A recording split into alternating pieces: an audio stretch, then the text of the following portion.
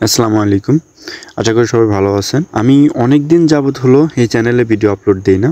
আর video upload না দেওয়ার main কারণ হচ্ছে এই বইগুলা। আমি প্রায় গত ১ বছর যাবৎ কোরিয়ান ভাষা শিখছি। তো আজকে যেই কাজটা করব সেটা হচ্ছে আমার রুমের মধ্যে এই যে কবুতরগুলা দেখতে পাচ্ছেন, এই কবুতরগুলা আমার রুম থেকে যাচ্ছেই না। এদেরকে ধরে যদি আমি বাইরে কবুতরের ঘরে রেখে দিয়ে আসি, তারপরেও এরা হচ্ছে যে পরের দিনই আবার হচ্ছে যে রুমের মধ্যে চলে আসে, ঘরের মধ্যে বাচ্চা ফুটায়। এখন এমন একটা অবস্থা করে ফেলেছে যে ওরা ঘরের মধ্যে আমার বিছানা টিছানা একেবারে হচ্ছে যে নষ্ট করে ফেলাচ্ছে। তো যার কারণে ছাদের উপরে হচ্ছে যে ওদের জন্য এক্সট্রাভাবে একটা বড় ঘর তৈরি করব। তো সকালবেলায় প্রথমে কবুতরের খাবার দিয়ে নিলাম এবং ওরা খুব সুন্দর করে হচ্ছে খাবার খাচ্ছে, দেখতেই পাচ্ছেন। এবং কবুতরগুলো এখন আর আগের মতো মারামারি ওরকম করে না। প্রথম দিকে একজন আরেকজনকে দেখতেই পারতো না, খেতে দিত না। সো এখন ওই সমস্যাটা আর নাই। এখন দেখতেই পাচ্ছেন যে ওরা সবাই একসাথে হচ্ছে খাচ্ছে। তো এখন আর মূলত কোনো কাজ নেই। এখন যাব ছাদের উপরে যে ঘরটা তৈরি করব, তার জন্য আমার প্রথমে খুঁটি লাগবে। সো খুঁটির জন্য আমি বাঁশ কাটবো এবং চাল দেওয়ার জন্য আপাতত এখন হচ্ছে যে ফাটকুড়ির চাল দিব। তো এই যে জায়গাটা দেখতে পাচ্ছেন, এইখানেই মূলত হচ্ছে আমি ঘরটা তুলব। এই যে 4টা কিলাম দেখতে পাচ্ছেন, এই 4টা কিলামে 4টা খুঁটি দিয়ে ঘরটা তৈরি করব।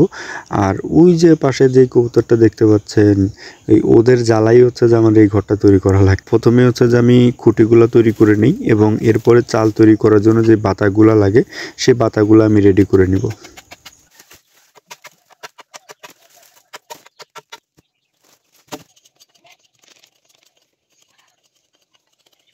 ফাইনালি খুঁটি এবং চালের যে বাতা সেগুলো আমার চাচা কমপ্লিট এবং সেগুলো একত্রিত করে ছাদের উপরে নিয়ে আসছি। তো দেখতেই পাচ্ছেন এইখানে আমি অলরেডি খুঁটিগুলো হচ্ছে ক্লামের সাথে নাট দিয়ে টাইট করে রেখে দিয়েছি। তো এইখানে সবথেকে কষ্টের যে কাজটা আমার হয়েছে সেটা হচ্ছে যে এই বাঁশের নিচে হচ্ছে ফুটা করাটা। তো আমার কাছে ওইভাবে তো হচ্ছে ফুটা করার কোনো যন্ত্র ছিল না, যার কারণে আমি ফুটা করতে একটু প্যারা খাইছি। আমি ড্রিল মেশিনের জন্য আমাদের মসজিদের হুজুরের কাছে একটা ড্রিল মেশিন ছিল, তার কাছ থেকে একটা ড্রিল মেশিন নিয়ে আসছি। কিন্তু ড্রিল মেশিনের মাথার যে ফালটা থাকে সেটা নাই। সেটার জন্য আবার হচ্ছে আমার পাশের বাড়ির এক কাকা আছে, তার কাছ থেকে ড্রিল মেশিন নিয়ে আসছিলাম। সে নিজেই আসছিল, নিজে এসে বাঁশগুলা ফুটা করে দিয়ে গেছে। তো তারপরে আর কি এর ভিতর দিয়ে নাট দিয়ে এইভাবে টাইট দিয়ে আটকে রেখে দিছি। অ্যান্ড এইখানে এই যে চালের পাতাগুলা চেঁচে একবারে কমপ্লিট করে নিয়ে এখানে রেখে দিছি, যে একবারে উপরেই চাল বাঁধবো, কারণ নিচে থেকে চাল বাঁধলে আবার উপরে উঠানো কষ্ট হয়ে যাবে। তো এই জন্য একবারে ফাটকড়িগুলো রেডি করে আমি উপরে নিয়ে এসে এইখানে হচ্ছে যে চাল বাঁধবো। এবং দক্ষিণ কোরিয়া যাওয়ার ইচ্ছা পোষণ হওয়া থেকেই এই ভাষা শেখা এবং কোরিয়ান ভাষা পরীক্ষায় অংশগ্রহণ করেছি। আলহামদুলিল্লাহ সেখানেও একটা ভালো মার্ক পেয়েছি। 100-র মধ্যে 87.5 মার্ক পেয়ে উত্তীর্ণ হয়েছি। এবং সামনে হচ্ছে স্কিল টেস্ট আছে, সেটা দিতে হবে।